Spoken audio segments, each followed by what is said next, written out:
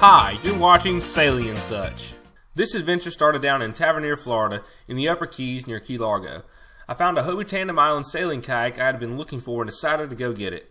Since I was driving 9 hours to the boat and it was in the Keys, I figured why not try to squeeze in a little adventure while I was at it. Unfortunately, my camera battery died on me not too far into this trip, so there isn't as much video as I had hoped. I was pretty disappointed for letting that happen, but I still think I'll be able to make this interesting and entertaining. The trip down went well. I didn't sleep much, but I did get 3 hours in at a rest stop in the back of the car. Once I arrived at the boat, I was pretty happy. It was in great condition and looked like a blast.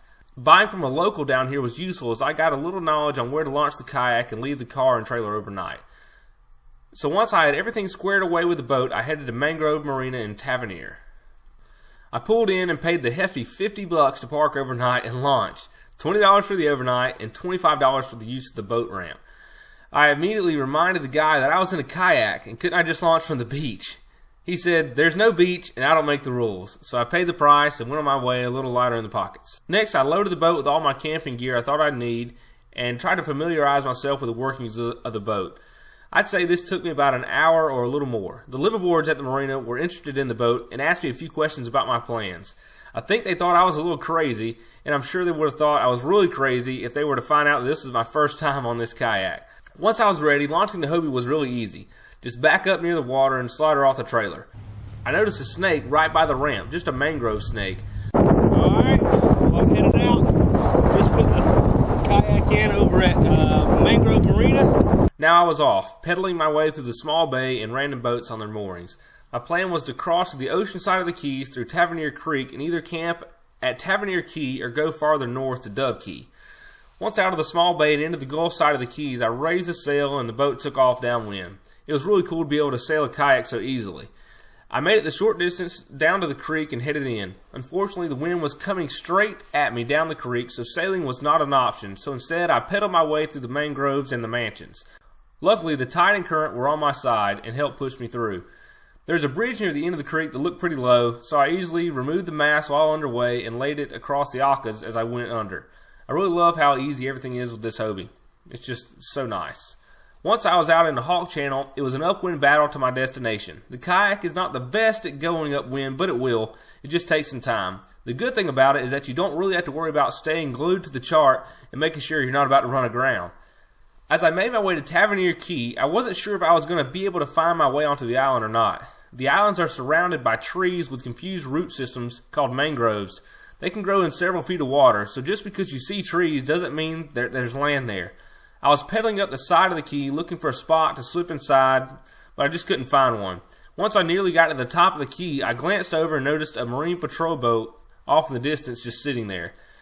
I remembered reading that this island was protected and camping wasn't allowed, but I also read about people camping on it, so I wasn't really sure. But I figured he could be watching me and waiting for me to go ashore. I decided to head farther north to Dove Key. I was more confident that I would be able to land through the mangroves there than at Tavernier Key. I knew it was a long way, but also knew I didn't have much of a choice, so I went for it. Not really sure if I would make it before dark.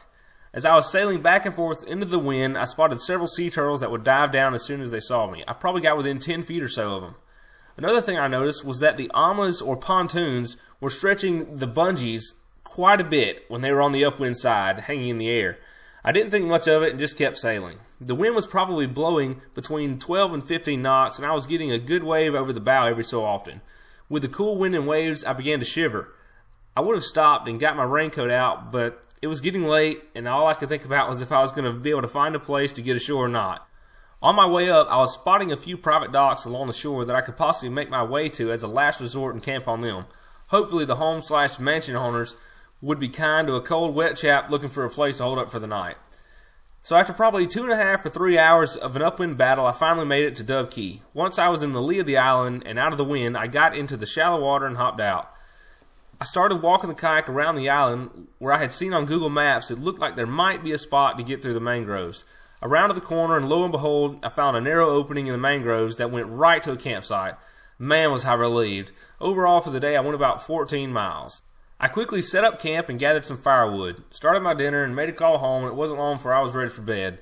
As I went to relieve myself for the last time, I heard something running around near me and quickly spotted a large rat searching for the remnants of my dinner. He wasn't really scared of me and came pretty close. Needless to say, I made sure my gear and food were secure from these little rascals. Slept pretty good through the night with some bug net over my face. The mosquitoes and no-see-ums were pretty active, but didn't bother me much during the night. And here's my new kayak, the whole reason for the camping trip down here in the Florida Keys. And I'm on Rodriguez Key. But I just found I found this spot on Google Maps. And luckily, I was able to find this little entrance into the actual land to this campsite, because it's just solid mangroves around it. But this is it. This is the campsite. I was planning on making a really cool, really fun video, because it has been a pretty good adventure so far. But my camera battery is gone, so I have to make sure that doesn't happen next time. I packed up camp and loaded my gear and was ready to go. As I was paddling out of the small opening in the mangroves, I glanced at the back of an ama and noticed the plug was out. Immediately, I knew that it had to be full of water and that this was the reason it was hanging so low on the bungees the day before. Silly me, I thought. So I brought the mast back down and got back up to the campsite. Drug the heavy Hobie up onto the land and began a slow process of lifting and draining the amas. See, the water was creating a vacuum effect, and the draining would nearly stop until I lifted them and allowed air to enter. So it took me probably 30 to 45 minutes to do this. I was just standing there just lifting the amas up and down over and over. But not very long and I was off again. Then a few minutes later I realized that I left my shoes hanging up on the tree and had to turn around and get them. I was only about 100 foot away though. I was just glad I remembered them. So today it was just an easy downwind run. It was really laid back with about a 12-knot breeze. You know, the Hobie is really great as it almost just sails itself. I could just sit back and enjoy the scenery. Man, I was loving it. So I made my way down to Tavernier Key and skirted the edge of it. I was able to find an opening to a campsite that I had missed the day before, so now I know that there is one, right about at that star there. I made my way down over the sandbar and furled the sail in and hopped out for a quick rinse in the water there. The water felt nice and cool. I climbed back aboard and relaxed for about 15 minutes, knowing my adventure was nearly over. I thought about all the good times that myself and this kayak had in our future. I knew then that I was going to love this thing, and I didn't have any regrets on selling my Montgomery 17. This Hobie and I were just a better fit.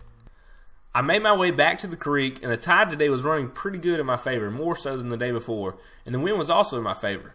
So after getting under the bridge, I put the mast back up and let out a little sail. I didn't want to go too fast, just enough for some steerage. Going through the creek is pretty nice. You know, beautiful houses and boats along the side. Occasionally a dog would run out onto the end of the dock to bark at me. One of the coolest things, though, were the reactions of other boaters. Most boats were idling through the creek, so we passed slowly and quietly and exchanged hellos. I could hear them saying things about my boat and just how interesting it was. I got a few thumbs up, and people said things to me like, "Man, that's the way to do it," or "That's technology right there," or "That looks peaceful." You know, it really felt good to have people in some pretty expensive boats saying things like that about my kayak. Granted, it's not your normal kayak, being 18.5 foot long and 10 foot wide with a sail. So once I cleared the creek, it was a short upwind sail to the entrance to the bay and then a short distance to the landing. My trip was over, but I was happy that I had taken the extra time to get in a little adventure. Well, thanks for watching. I hope my next kayaking adventure will have a lot more video in it. I'm sure there will be more for you to enjoy, so make your way over to my YouTube channel and be sure to subscribe. Just click here. Also, check out my other sailing videos like my Crooked Island trip or my week down in the Florida Keys on my old boat. I plan on hosting another live event here on YouTube via Google Hangouts. Feel free to come join in the video chat or just watch. It will be next Tuesday at 8 p.m. Central Time. Thanks again, and God bless. For more info about the live event, please go to the About page on my YouTube channel.